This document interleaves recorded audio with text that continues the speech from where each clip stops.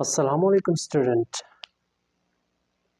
This is Mohammad Tariq and you are watching my YouTube channel MTCAT Journey.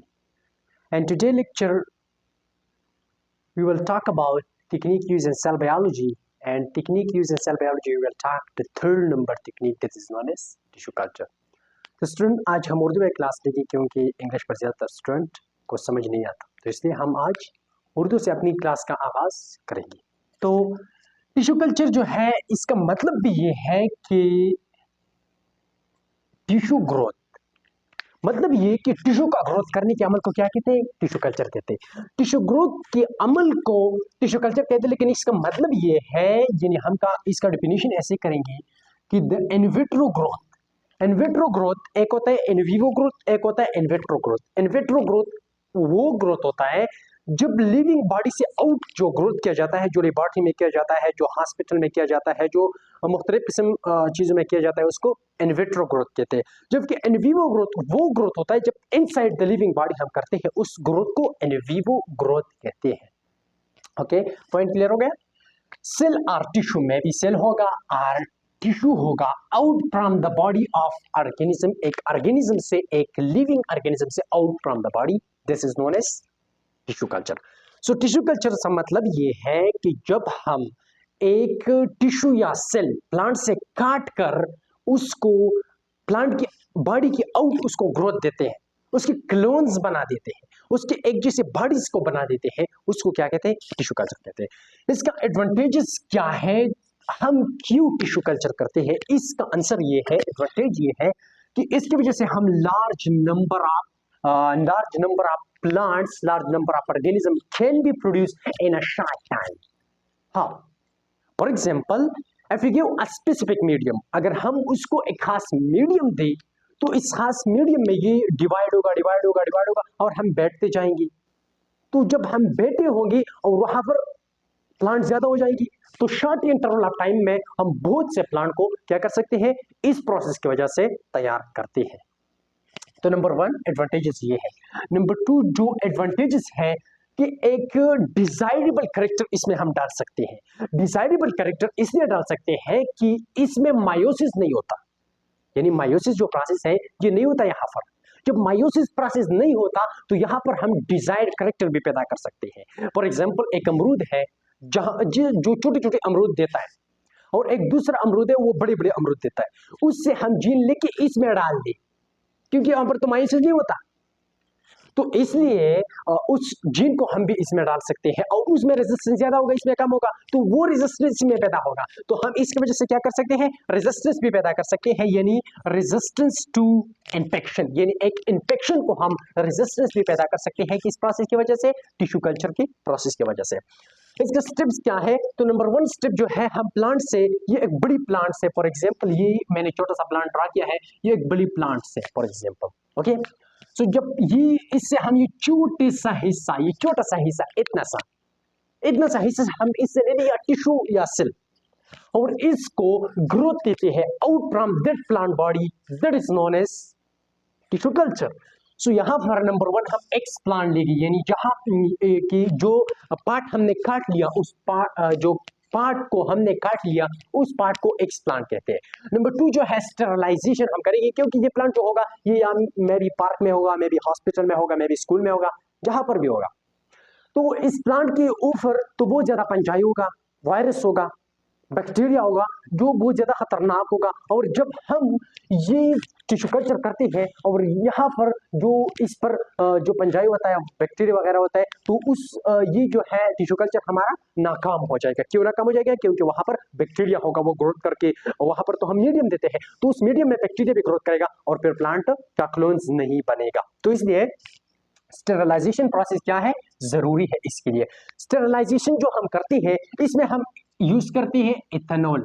Ethanol क्या है? ये एक alcohol है जिसकी वजह से हम एक ऐसे बैक्टीरिया, वायरस वगैरह, क्यों इथेनॉल इस्तेमाल करते हैं? इसलिए कि एक ऐसे बैक्टीरिया होता है जो एसिडिक एनवायरनमेंट में वो नहीं रह सकती। जब एसिडिक एनवायरनमेंट में नहीं रह सकती तो वो खत्म हो जाती है, उसका स्टेरलाइजेशन होता है। नंबर टू, लोग ये क्वेश्चन करते हैं कि यहाँ पर हम हीट क्यों नहीं देते? तो हीट इसलिए नहीं देती कि ये जो हम प्रोसेस करते हैं ये लिविंग के लिए करते हैं, मतलब ये प्लांट का जो टिश्यू है, सेल है, ये तो लिविंग है। जब आप हीट देंगे तो ये फिर क्या हो जाएगा, ये तो मर जाएगा। फिर अगर मर जाएगा तो इसलिए हम हीट नहीं देते बल्कि इथेनॉल इस्तेमाल करते हैं किस चीज के लिए, स्टेरलाइजेशन के लिए। और नंबर थर्ड जो है, इसके लिए हम एक खास किस्म का मीडियम प्रिपेयर करेंगे, यानी एक ऐसा मीडियम देंगे जहां पर इसके लिए ऑक्सीजन भी होगा, कार्बन डाइऑक्साइड भी होगा, जहां पर सनलाइट भी आता होगा, क्योंकि यहाँ पर जो फोटोसिंथेसिस प्रोसेस है वो भी सही तौर पर से होगा। इसके लिए मुकम्मल मीडियम दिया जाएगा, जो चीजें प्लांट को जरूरत है वो चीजें इस मीडियम में दिया जाएगा एक खास अमाउंट पे, ओके, ज्यादा और कम नहीं हो।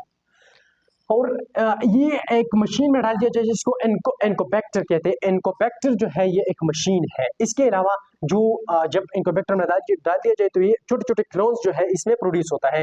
जब ये क्लोन्स पैदा होते हैं तो इस क्लोन्स को हम कहते हैं किलस फॉर्मेशन। क्या, किलस फॉर्मेशन। और ये जो किलस होता है ये एक ऐसे किलस होता है कि जहां पर हम पता नहीं चलता कि कौन सा रूट है, कौन सा शूट है, तो किलस फॉर्मेशन होगा किस चीज में, एनकोबैक्टर मशीन में होगा। लेटर में डिस्कस करूंगा कि एनकोबैक्टर मशीन कैसा होता है। तो एनकोबैक्टर मशीन में किलस फॉर्मेशन होगा। इसके बाद जो है हम रूट फॉर्मेशन के लिए एक खास किस्म की एनवायरनमेंट देंगे। एक खास किस्म के एनवायरनमेंट से मुराद ये है कि हाई लेवल ऑफ साइटोकाइनिन। यहां पर साइटोकाइनिन और एक्सिन ये दो हार्मोन है, इस दोनों हार्मोन के दरमियान एक लड़ाई सा होता है। जब एक ज्यादा, फॉर एग्जांपल अगर हम हाई साइटोकाइनिन लाते हैं तो यहां पर शूट का ग्रोथ होगा। अगर हम हाई एक्सिन लाती है डालती है इस सिस्टम में और लो साइटोकाइनिन तो फिर रूट का ग्रोथ होगा, ओके। और थर्ड और 8 नंबर जो प्रोसेस है, जो स्टेप्स है, वो है हार्डनिंग। हार्डनिंग से मुराद ये है कि हमने तो रूट का भी फॉर्मेशन किया, शूट का भी फॉर्मेशन किया, अब तो सिर्फ बाकी ये है कि हम ये सारे के सारे प्लांट एक दूसरे से जुदा करके एक अलग जगह में इसको ग्रोथ करने देते। तो इसलिए हम क्या करते हैं, हार्डनिंग करते हैं। लेकिन हार्डनिंग एकदम नहीं करना। क्यों नहीं करना, क्योंकि फॉर एग्जाम्पल अगर ये एक क्या है, ये एक लीव्स है, इसके ऊपर क्या होता है, क्यूटिकल होता है। और क्यूटिकल एक ऐसा लेयर होता है जो लीफेट से बना हुआ एक लेयर होता है, और उसका काम क्या होता है कि जब प्लांट से पानी ज्यादा हो जाते हैं, ज्यादा जाते हैं, ट्रांसपायरेशन ज्यादा हो जाता है, तो ये ट्रांसपायरेशन को कंट्रोल कर देता है। अगर हमने एकदम फॉर एग्जाम्पल ये बहुत ज्यादा प्लांट हमने प्रोड्यूस की और ये एक प्लांट मैंने लिया और डायरेक्टली एनवायरनमेंट में रख दिया, तो इसकी जो लीव्स है यहाँ पर क्यूटिकल नहीं होगा, डेवलप नहीं होगा क्यूटिकल, क्योंकि ये जो प्लांट है ये बहुत ज्यादा छोटा है। तो यहाँ पर क्यूटिकल नहीं होता तो फिर ट्रांसपायरेशन ज्यादा हो जाता है, तो फिर ये जो प्लांट्स है, ये जो छोटा सा क्लोन्स है, ये खराब हो जाएगा।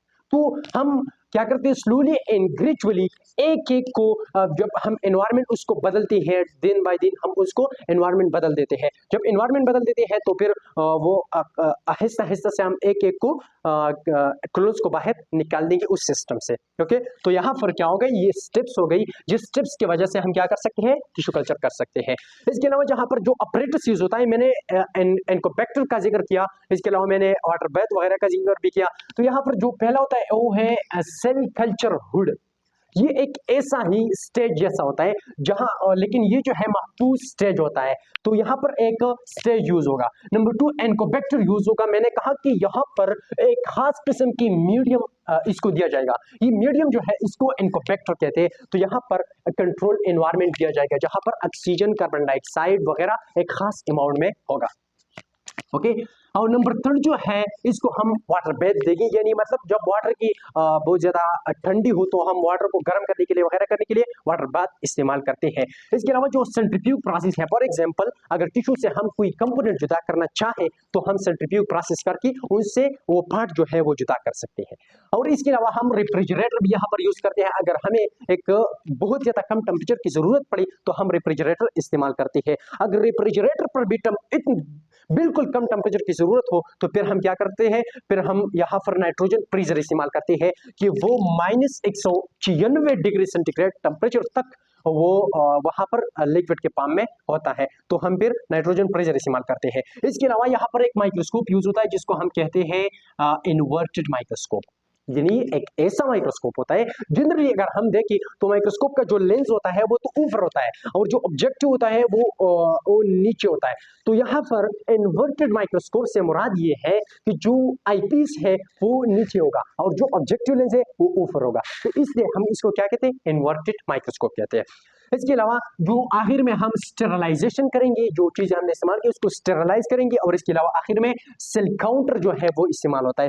सेल काउंटर से मुराद ये है कि ये हमें बताएंगे कि कितना सेल बन गई, यानी कितने सेल से क्लोन बन गई और कितना प्लांट यहाँ पर इस सिस्टम में मौजूद है।